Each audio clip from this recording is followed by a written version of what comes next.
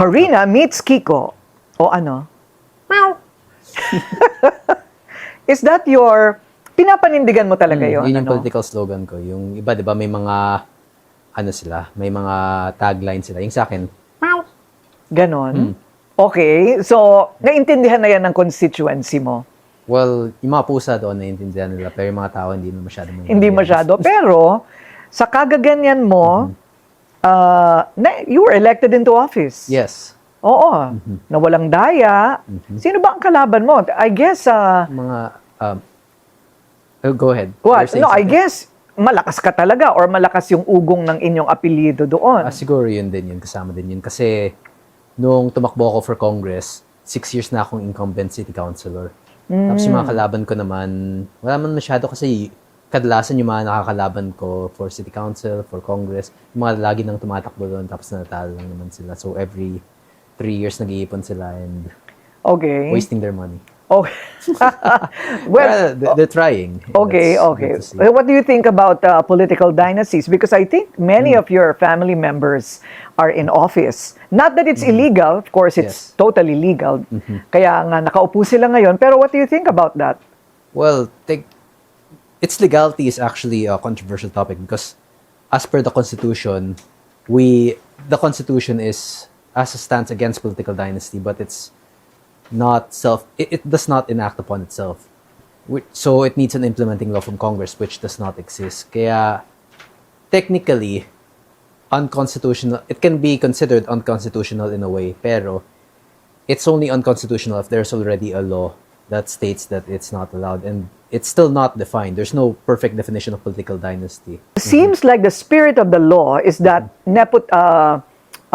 political dynasties should not be allowed. Yes. But there are no implementing rules and regulations, right? Because Congress has to enact it. Yes. Sa ngayon, wala pa yon. Wala pa. So, kumbaga parang palagay mo, ayaw rin i-enact ng Congress. I mean, madaming matatamaan doon. Maraming So, tatamaan. and no one wants to be the person who removes the jobs from all of his colleagues, di ba?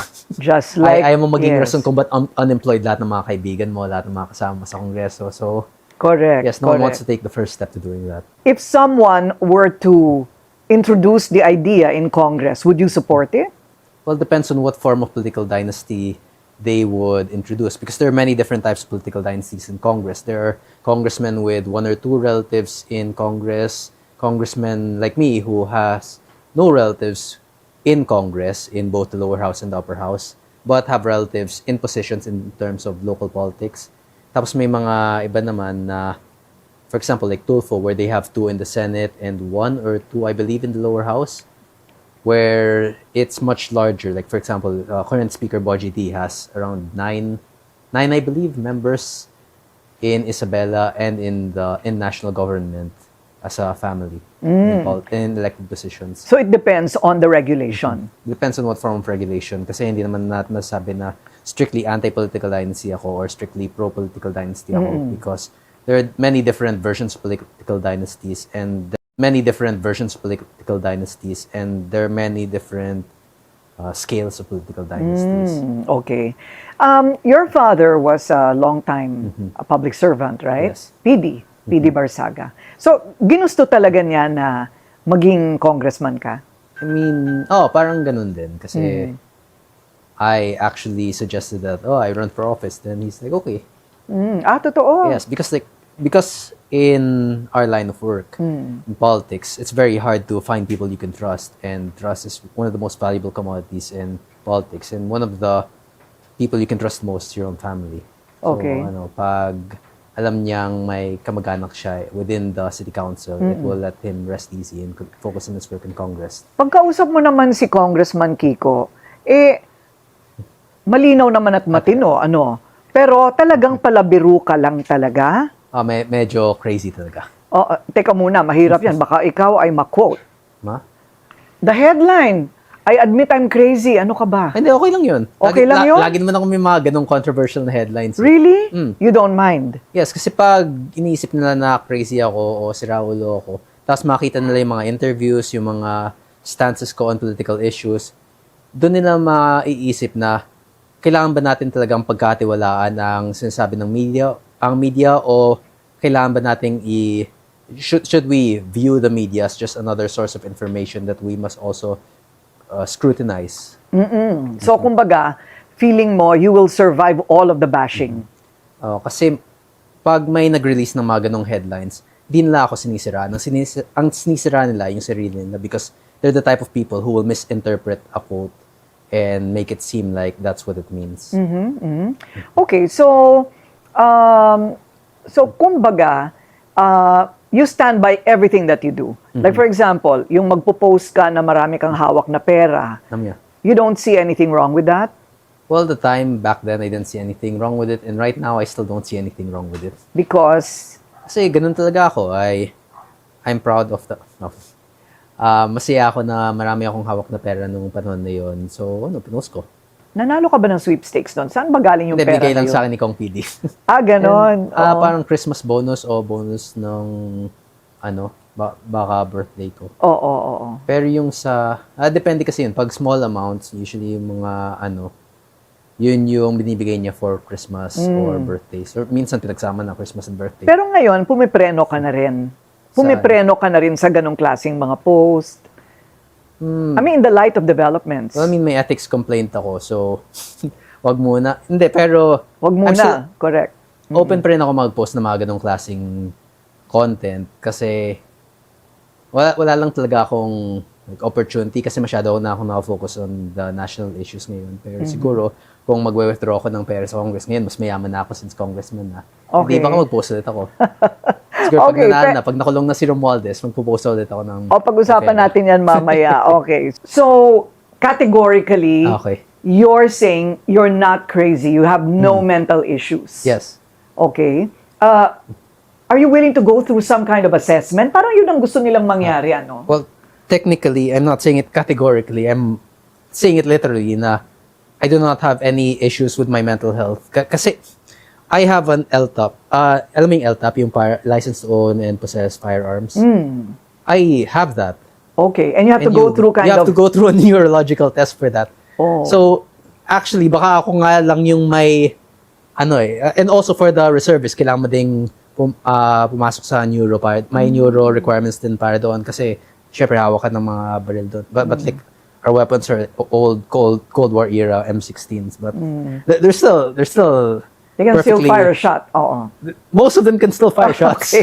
Even if they're ancient. Yun din kasi yung naging problema namin sa reserves halos kulang na yung supply namin ng ammunition kaya nababalitaan may mga planong ammunition factory Okay. dito. So we're getting off so topic. that is the proof that there is nothing wrong with your mental state. Yeah. I mean, technically that should be a proof. Hindi ko alam kung like actual proof yun because I'm not a licensed psychiatrist. But so far, if they trust me with firearms, then I don't see why the people should not trust me with government. Ayun, okay. Kasi sometimes, some people will be accused of having AIDS, so they're gonna have an AIDS test, or in your case, you don't feel that it's necessary. Okay. Well, okay. So, what about, paano naman yung panukala ng ibang congressman na dapat daw magkaroon na ng mandatory mental health test or psychological test for everyone who wants to serve the public? We already have that for the armed forces. So siguro, kung sakaling magkakaganon, ako lang yung isa sa mga hindi kailangan for elective of isa sa lang ako sa mga hindi kailangan mag-go through nun kasi meron na akong ganun sa LTAP at sa nung nag-reserves ako. So, but for everybody else, you think everybody else, well, I mean, yes, because it's also problema kasi baka ma-politicize yung issue pag ganyan since for example, misdiagnosis also yung sa psychiatric natin, we're not a country that heavily focuses on mental health and is not one that heavily understands mental health. Kaya mangyayari dun if for example they are diagnosed of like a certain like small amounts of neurodivergence like mild autism or bipolar disorder but treatable where they can still serve the public, di ba kaisipin agad ng mga politicians contentious, kumbaga. Bawal yun. Maraming gray area. Because there are plenty of people who are perfectly capable of functioning in society despite having mental health conditions and creating, pag sinasabihan mong, abnoy ang isang tao dahil lang iba siya or dahil lang may mental health condition siya, you're creating a society that's inherently hostile to neurodivergent people. And that's not what we want to do. That's a new word, neurodivergent. I wonder if I fall under any category there. Okay, It's possible neurodivergent. kasi madaming mga Parang iba-ibang LGBTQIA+. interpretations. Yes, parang ganun siya actually. Okay, so yung pagiging creative, malikhain ng iyong isipan, Yes. lalo pagka ikaw ay ini-interview, alam mo naman kung kailan ka dapat magseryoso at alam mo rin kung kailan ka dapat yung nagbibiro o katanggap-tanggap yung pagbibiro mo. So you know the difference. Oo, pero ang problema kasi doon, yung ibang tao, iniisip na kailangan seryoso ko sa ganitong sitwasyon, pero ako isipin ko na hindi ko kailangan seryosohin ito. Tapos doon kami nagkaka-issue. Kasi pag masyado kang seryoso, edi parang hindi ka na magiging totoo sa sarili mo. Lalo na pag kailangan kong seryosohin ang isang bagay na hindi ko naman siniseryoso. Oo. Hence the complaints. But ngayon, may mga reklamo sa'yo and sa totoo lang, umalis ka na no, ng majority block and you also resigned from NUP? Yes. Right. So you are now like an independent. Okay. So how's that going for you? Masaya siya kasi I can do whatever I want. Pwede kong sabihin kahit anong gusto kong sabihin. And that is unrestricted truth. Such as saying that very clearly and loud that Speaker Martin Romualdez is corrupt. Ano ang basis mo? Ano ang basis ko? For saying that. Firstly, his so una sa lahat yung connection niya kay Zaldico and yung connection din niya kay President Marcos. Hindi siya kasi there are many forms of corruption. Iba-iba ang mga pagkakaintindi natin sa corruption. At para sa akin, corruption by incompetence is equal to corruption by theft or by actual malicious intent.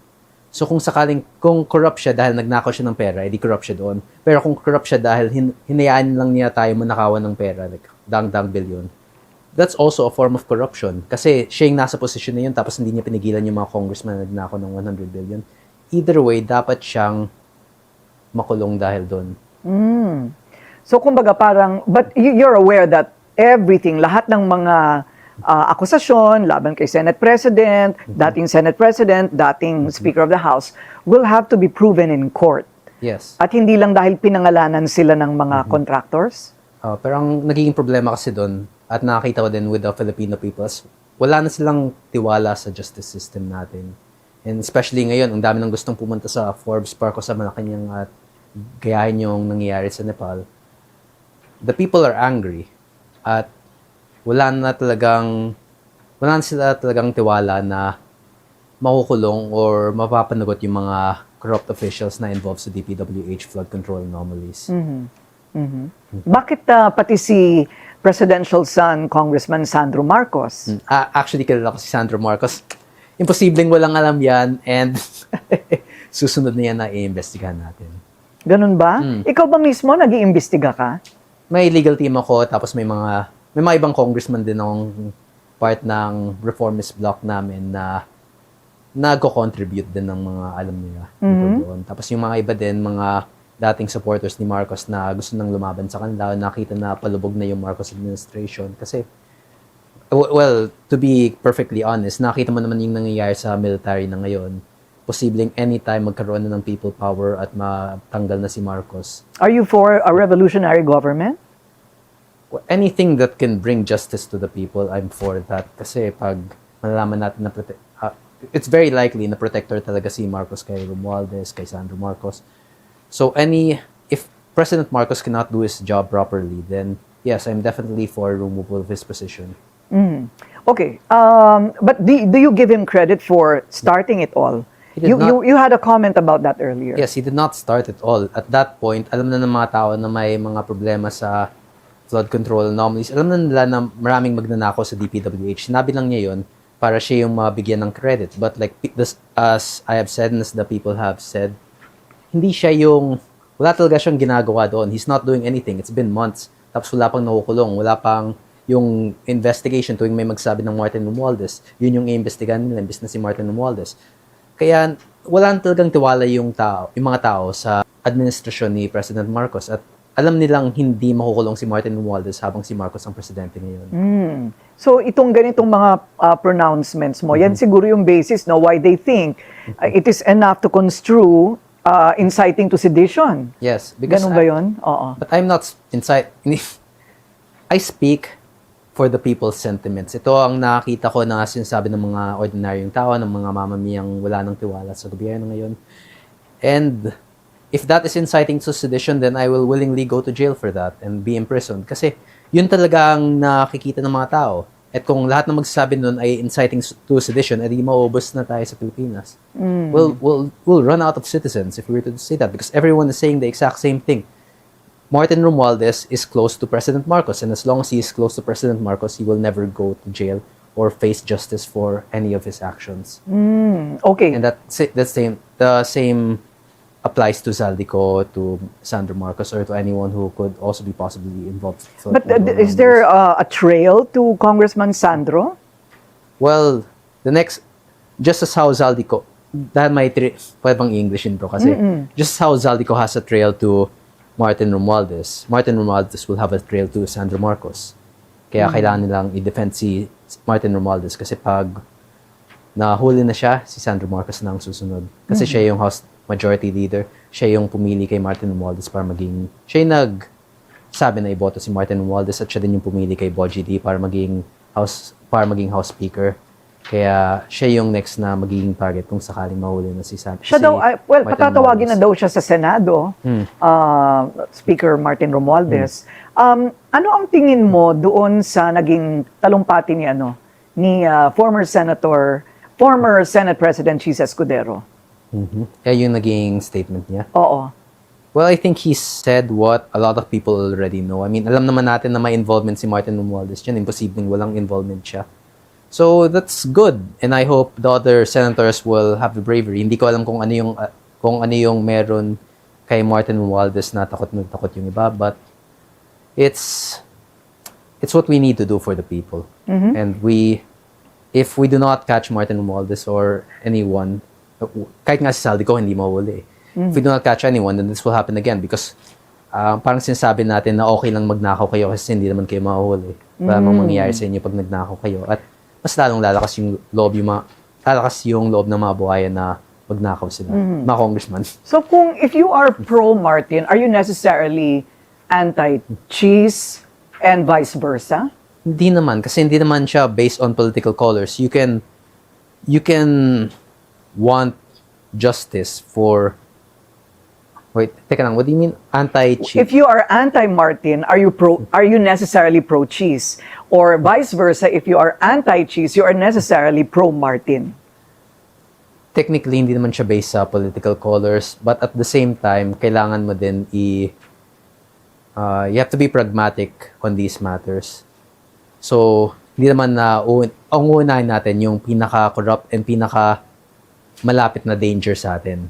Okay, so kung sakaling may issue din si Cheese or nagnakaw din siya, we can investigate him, but the money that he has stolen would be barya lang yun kumpara sa nanakaw sa DPWH flood control project. So, pwede nating huliin siya after natin mahuli yung mga iba. So, kumbaga lahat kailangan managot. Yun ang right now, we have to mo. catch the biggest problems. So you're saying that get the biggest fish The biggest first. crocodile first. Crocodile nga pala, hindi pala fish. Piranha. Ayun. Okay. Nanawagan ka nga ba talaga na sunugin ang Kongreso during the rally there? Sabi ko, well, technically, wala ako sa rally, so wala akong sinabi doon. Pero ang sinabi ko, wag niyo munang sunugin. Parang joke-joke lang. Kasi magsasalita pa ako, pero hindi naman ako pinayagan sa privilege speech ko. Kaya, kung susunugin nila, not my problem. Kasi may ethics complaint din na ako plano nila akong tanggalin sa Kongreso. So, kahit naman sunugin nila yun, wala na ako doon by that time. Or, You're ready to be extricated from Congress? Kasi sila naman yung may hawak ng Kongreso, sila Martin Romualdez, Sandro Marcos. Kaya, kung plano lang tanggalin ako through ethics committee, then posible din yun. What will happen if that happens? Who will take over for your district? Possibly re-election siya. So, baka pwedeng tumakbo si Mayor Jenny. I'm not sure about incumbent officials, pero posibleng tumakbo si Mayor Jenny or isa sa mga dating namin, mga kalyado. Pero siguro si Mayor Jenny tatakbo kasi si Vice Mayor Kiko Barzaga yung magiging bagong mayor ngayon. But that's a possibility. But ang plano ko kasi may mga ethics complaint din ako laban sa mga ibang congressman at baka sila nga yung ma-expel ko because it's by vote. And the loyalty of Congress quickly shifts to those in power. Oo. Pinapangunahan ito ni Congresswoman Janet Garin. Nawala na yata ng pasensya, Medyo galit na siya. Pero okay lang naman. Okay lang. Very stressful situation talaga sa Kongreso ngayon. And I can understand her stress. Well, do you think it's self-inflicted? I mean, for you. Para sa akin o yung sa kanya? Are you stressed? Not really. Not really? Really? Oh, what's the chill lang. secret? Wala, normal lang. Because what's the worst that could happen? Patayin nila ako or pakulong nila ako. Like, everyone dies or everyone loses their freedom at some point. It's ultimately all inconsequential. Really? So you're fatalist. You're fatalist for the sake of freedom of speech and expression. Kumbaga, parang, I don't care what you do with me, but as long as I can get to say what I want to say. Parang ganon. Parang ganon. Ayun. Which they mistake for a problem in mental health. Siguro naisip nila yun because I also am very eccentric and iba talaga ako kumilos, iba ako mag-isip. At pag hindi mo kasi alam ang isang bagay or pag hindi mo kilala ang isang tao, lagi ka na lang mag-assume sa mga sinasabi nila. But there are also people who see what I do and understand me. At yun yung pinaka-importante naman. Okay. Like a girlfriend? No. No? No Masyadong girlfriend? busy ako pero I date casually. You date casually, I see. Well, people are interested, Sabi mo, Very people, interested. some people understand you. So malay ko, baka naman merong the most understanding of all. My cats. Your cats. Yung mga pusa Let's ko, go very to that. understanding sila. Okay. Itong pagiging animal lover mo is only for cats or you're an animal welfare advocate in general? Cats and dogs. Tapos yung mga exotic animals, I also like them. Animal preservation for endangered species. Tapos nag-aaral din ako on a wide variety of animal-related topics. Zoology and yung mga invasive species din. That's also one of the things I studied recently. Like the lionfishes in the Gulf of Mexico or the Gulf of America, depending Dito on ka what na you muna call sa Pilipinas. Ang Sige, daming kailangan dito sa Pilipinas, di ba? Pero hindi lang mga hayop. And how they relate to each other in the food web, in their ecology. I also researched that kasi makakita mo din yun sa what applies to nature also applies to humanity. Since we are also part of Okay, so nature. are you working towards a bill for animal welfare?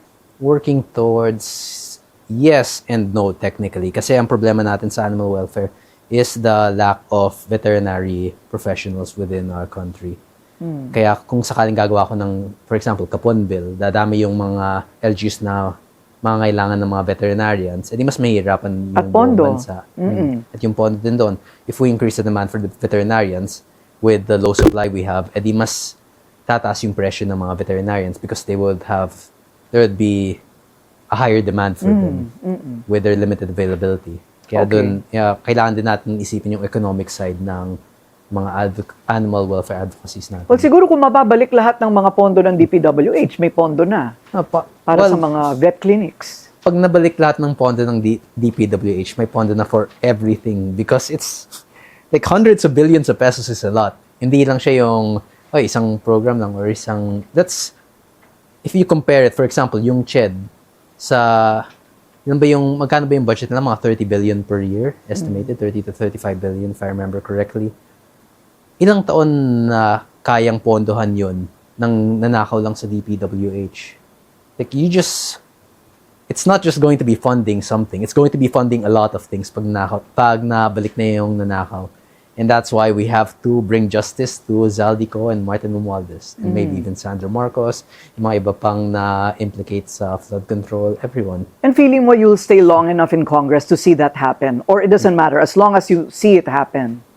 Well, if I die or if I'm removed, then the next generation will carry on my fight against corruption. What matters isn't that I win. Ang importante ay hindi na ako yung mananalo. Ang importante ay manalo. Hindi naman kailangan na ako yung mananalo doon. So, basta ang taong bayan. It does not matter that I'm the one who gets the results. As long as the result is achieved, no matter what happens, that is what matters. Okay, back to animals. So, talaga, firing squad Firing ang squad. gusto mo sa sa mga animal abusers. Kasi yung mga serial killers, yung mga murderers, doon naman nag-uumpisa sa mga hayop eh. So, unahan lang natin sila, barilin lang natin yung mga pumapatay ng mga hayop. And kasi yung animal That's one abuse, way of putting it. it's a very broad topic din eh. Since there's also like, for example, killing of pigs, cows. Yung mga ganun naman kasi, may animal rights law din sila, which is that the killing must be done humanely. O bawal yung torture. Yung animal abusers kasi, hindi lang sila pumapatay ng mga hayop. It's torture also. So both torture and killing for no apparent reason. Okay, so yung mga ganon, well, kung ganong klaseng tao ka na, dapat patiin ka na talaga. Okay, so divorce. I hear that you're for divorce. Yes, I just filed recently, just yesterday. You filed yesterday. Yes. Okay, why? Ano ang karanasan mo kung bakit gusto mo mangyari yan? Ayoko na sa asawa ko. Joke lang. Wala I'm kang single. asawa. Wala pa akong asawa. So talaga ba hindi alam just ng in tao case kung seryoso ka o nagbibiro? Just in case lang na ayaw ko na sa asawa ko, pwede kami mag-divorce. Joke lang. Bago ka mag-asawa, dapat may divorce dapat bill may na. divorce na para at least may backup plan ako in case na magbago siya or in case na biglang At saka may backup plan siya. Hindi, ako mabait ako. I'm a very, very nice person. Okay. To all the ladies watching, I'm a very, very joeable, very Joeable, good boy, good green flag, Kiko Barzaga. Okay. Pero yung divorce bill na i-final ko, hindi siya absolute, hindi siya like all-encompassing na mutual consent lang ang kailangan na pwede na kayo mag-divorce. Ang uunahin ko muna kasi ay yung mga victims of abuse and neglect and all forms of abuse siya, hindi siya yung physical lang. It also involves like emotional abuse such as infidelity, yung concubinage, adultery, and yung mga financial abuse katulad yung mga gal ka na tapos wala ka ng yung pera na para sa pamilya mo, ginagamit mo lang for gambling or for your vices. Mga ganong grounds. Grounds din yun for divorce. Kasi pag naipasa yung divorce bill, ang magiging problema natin dyan ay yung sa mga korte, magkakaroon din dadami din yung mga child custody battles. Kasi pag may anak na kayo, maglaban kayong sino yung magkakaroon ng rights to the child since you both can't be legal guardians at the same time if you're legally separated, especially if it's due to a domestic violence case. Kaya, doon tayo mahihirapan kasi dadami yung mga kaso at ngayon naman, kita natin yung sa mga korte ngayon, it's a slow legal process. So, yes, but are you that. getting any kind of support from Congress Yes, for divorce? I actually talked to a lot of congressmen, madaming supporters sa bill ko, and I've actually made plenty of friends in Congress. Mas lalong lumakas ako sa Kongreso nung lumaban ako kay Martin Romualdez. Bakit? Nagbibiro ka na naman ba? Hindi. Okay. I'm saying this with perfect honesty that there are plenty of people who actually support me in Congress nung lumaban ako. When I started criticizing the administration. Katulad ng, for example, yung the late Edsel Lagman of the Liberal Party, he is a very strong critic against the administration during the time. Pero madaming ding supporters sa kanya because people do not respect people just for the sake of respect or just dahil lang nakita mo siya or co-workers mo siya. No, you respect both your good friends and your good enemies. So pag malakas yung kalaban, may respeto ka sa kanya. Kung malakas yung kakampi mo, may respeto ka sa kanya. Pero kung simpleng tao lang na hinahayaan ng lahat ng nangyayari at nanonood lang, nakikinig lang, you do not respect that kind of person because what is that type of person doing? So dahil sa kinalaban mo yung malaking tao, parang naging malaking tao ka na rin. Parang nisip nila na, this person is an adversary to Speaker Martin Romualdez. If there is, kung sakaling may, yung hindi nila kayang kalabanin, kinalaban ko, kaya inisip nila na ganun kalakas din ako. And we won. That's the funny part. We won. Ngayon, nag-resign na siya, tapos yung DOJ na pinapatawag na siya sa Blue Ribbon, may hearing na din siya. We actually won. That's the craziest thing about it. And it didn't even take a week kasi September 8 ba yun? September 9 nung sinabi kong kailangang investigahan si Martin Romualdez. Less than 1 week, nag-resign na siya. And now, less than 1 month, pinapatawag na siya sa Blue Ribbon Committee. So that's, hindi lang, yung respect nila, hindi yung support nila sa akin, hindi nag-umpisa yun nung sinabi kong kailangang investigahan si Martin Romualdez. Umpisa yun nung nag-resign siya kasi doon nila nakita na if I could do it, then they could do the same thing. If they see a great injustice in Congress, pwede din nilang labanan at makakakuha sila ng results from that. Kasi lagi nang iniisip na, ba't ko laban si Martin Romualdez? Matalo lang ako. Or, But just for the sake of balance, sinabi naman ni Speaker na yung dahilan kung bakit siya bumaba sa pwesto, no? Hindi natin alam kung yun talaga yung katotohanan, but he did say that it is really to maintain unity and to maintain peace. And parang it was symbolic, yun ang sabi niya. And that he is ready to answer all the questions of the Blue Ribbon Committee. Yes. Well, he is correct in that. It's to maintain peace because he's the one bringing the chaos into our country. So tama nga, kung ma-maintain yung peace pag nawala siya, ibig sabihin siya yung gugulo sa peace natin. And naiintindihan din naman niya yun. So that's very good. He understands that he's a liability to the Marcos administration. At baka yun yung ikasira ni President Marcos. Baka yun nga yung maging cause of people power pag nanatili siya as House Speaker. Problema ngayon si Boji D, parang bagong Romualdez lang din naman, pero mas tahimik lang. Mas tahimik lang. Kasi under Romualdez din yun kaya hindi natin masyadong pagkakatiwalaan. Pero wala pa namang ginagawa si Boji D na palagay mo kahinahinala or disagreeable? Well, firstly, Deputy Speaker siya at wala siyang sinabi. He was completely silent during the whole flood control anomaly issue. So, yun pa lang, isang malaking, na yun, red flag na talaga yun. Kasi, nasa position ka nun, di ba? Isa kang Deputy Speaker, you're one of the closest, you're one of the most powerful people in the House of Representatives, tapos wala kang sinabi na nahimik ka lang habang naalaman ng taong bayan na nanakawan sila. Anong suspetsa mo? What do you suspect?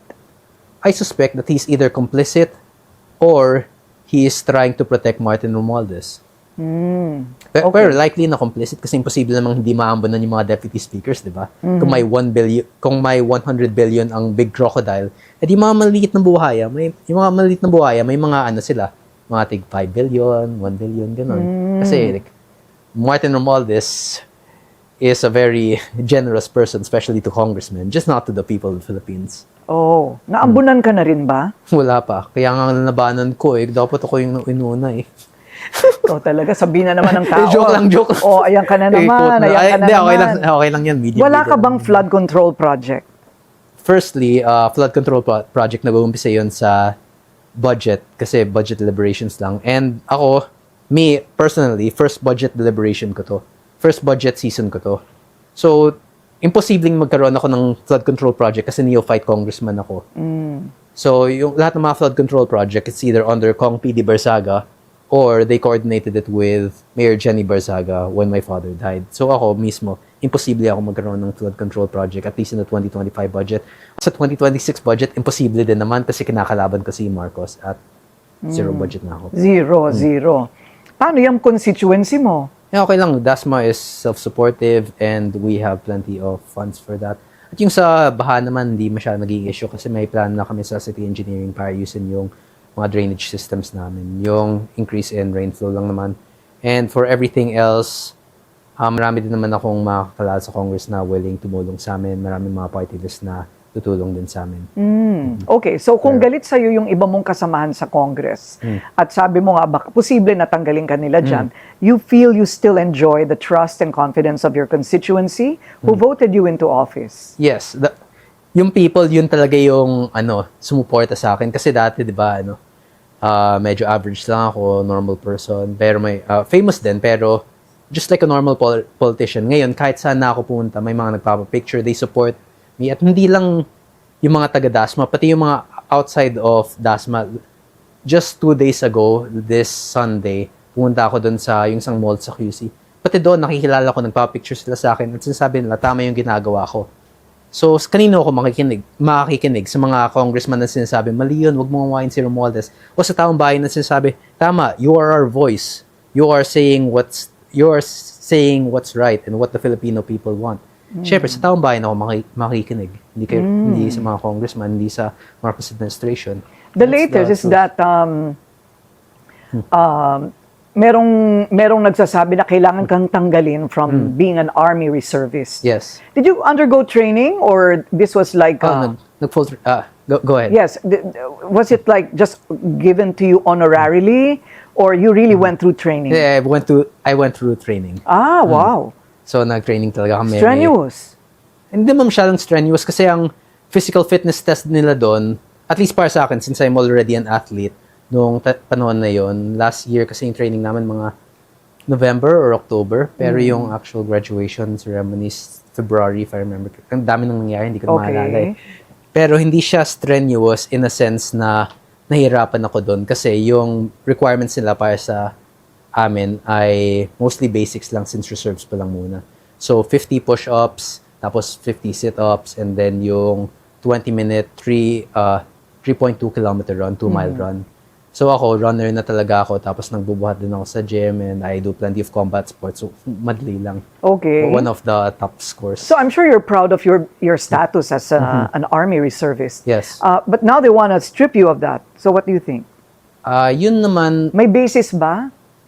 technically, basis is depende talaga yun sa, it depends on interpretation. Kasi yung, for example, yung sedition, depende yun sa interpretation kung sedition ba ito or is this protected under free speech. Ang problema kasi sa army, may mga internal politics din doon. And yung kay Defense Secretary Gibochidoro, he's very influential within the army. At siguro siya yung nagka-problema sa akin since very anti-war stance ako. Si Gibochidoro naman, very anti-China siya. Gusto niya magdigmaan agad, mag-World War III agad. But, I don't know, maybe he doesn't want opposing viewpoints in the And you think it's forces. safe to say that? I mean, you don't care. What do you mean you don't care? I mean, you don't really care what he thinks if he's watching us now and you're talking about the defense secretary. I mean, of course I care about what he thinks since he's a close friend of my father. Actually, yun nga, parang lahat ng mga nakakalaban ko sa Kongreso, mga dating close friends ni Kong PD eh. Pero friend siya ni Kong PD, siya yung in-endorse naming president noong 2010. Pero bata pa ako noon, so wala pa ako sa politics noon. And I also endorsed him in the 2022 Senate elections when he ran. Pero, ganun talaga. I say it how I see it. And from my perspective at based sa pagkakaalam ko, yun yung pinakagusto niya. At siguro yun din yung gagamitin ni Marcos para mawala yung issue na to, escalating tensions in the West Philippine Sea. And naiintindihan ko din naman because we also have to protect our territory and we also have to consider the interests of the fishermen. But ang like kong sinasabi kasi tuwing tinatanong ako regarding sa army is the Philippine Army is not capable of fighting China or practically any other country at this point in time. Okay, so sa lahat ng gusto makipagdigmaan agad, makipag-World War III, that's not a good idea right now. We're dealing with our own economic issues. So very anti-war yung stance ko, which is the opposite of what Gibo is doing na gusto niya laging may escalation sa West Philippine Sea, like yung water cannons, gusto niya yung water cannons ngayon baka maging barilan. Pero hindi naman tayo pwedeng basta tumanggap ng pambubuli, di ba? Pero hindi naman din tayong pwedeng mag-escalate kasi yung pambubuli na yon, yes, that's wrong, but at the same time, ganun talaga pag hindi ka isang superpower. When you have one of the strongest military and one of the largest navies in the world, magagawa mo talaga yun. But like, what do you want to do? Fight? We can't fight. What do you want to do? Just ask the United Nations or any form of international, ask the international community for help? That will not work as well kasi lahat ng mga bansang pwedeng tumulong sa atin, may mga sariling problema sila.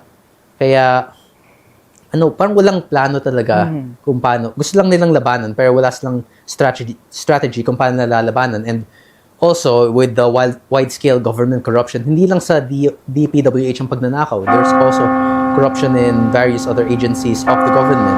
Kaya hindi naman natin pwedeng sabihin na kung sakaling mag-allocate tayo ng increased budget for national defense, kahit gawin natin 5% of GDP or kahit 10%, like that's already an insane amount. Kahit gawin natin 10% of our GDP yan. What percentage of that will be stolen? Gaano ka laki ang mananakaw doon? So we must first fight corruption and the problems within our own country before we start dealing in geopolitical issues. Okay, so if they strip you of your army reservist status, will you fight it? O pwede bang labanan yon? Doon ko hindi alam kasi legally speaking, I'm not sure if it will be fought in court or it will be by the decision of my superiors. Kaya, if I'm given the chance, I will fight it because I still want to serve the country even if the people who are running the country is not serving the country as well. Kung kahit hindi kayang ipaglaban ni Bibi, kahit hindi kayang i-prioritize ni President Marcos ang Filipino o ang mga mamamayan niya, if he can't fight for the Filipino people, I'm still perfectly willing to fight for them. Okay. Okay, so even if the commander-in-chief is doing something wrong, then that does not remove my desire to want to build the best country for our countrymen. So, pag may opportunity, edi, syempre, lalabanan ko yun. So, ano ang kaibahan mo sa ibang congressman? Mahilig ako sa posa. How many cats do you have? 20. 20 pets. Yes. Rescues? Iba-iba. Yung iba rescues, yung iba binibigay sa akin, mga gifts. And please stop sending me cats. I have so many cats already. Yung bahay ko may pusa na pagpasok ko sa bahay, I have like 10 cats greeting me. And the other 10 upstairs. But you get them spayed and neutered, right? They're all spayed and neutered. O dapat. Okay, sige. Okay, so what would a closing statement of a Kong Miao Kiko Barzaga say? You already know. Meow. Meow. Meow. Okay, yun. That could mean anything. Yes. Maraming salamat. Thank you. Thank you for being Thank you. game. I know Had my a great questions time. are a little pointed, pero salamat. Thank you. Well, I prefer pointed questions over like random na yung mga hindi mo maintindihan na And I don't questions. have too many opinions. Yes. Oo. I do that on purpose. Okay. Thank you. Handa na siya. Okay. Thank you very Ready. Thank much. you.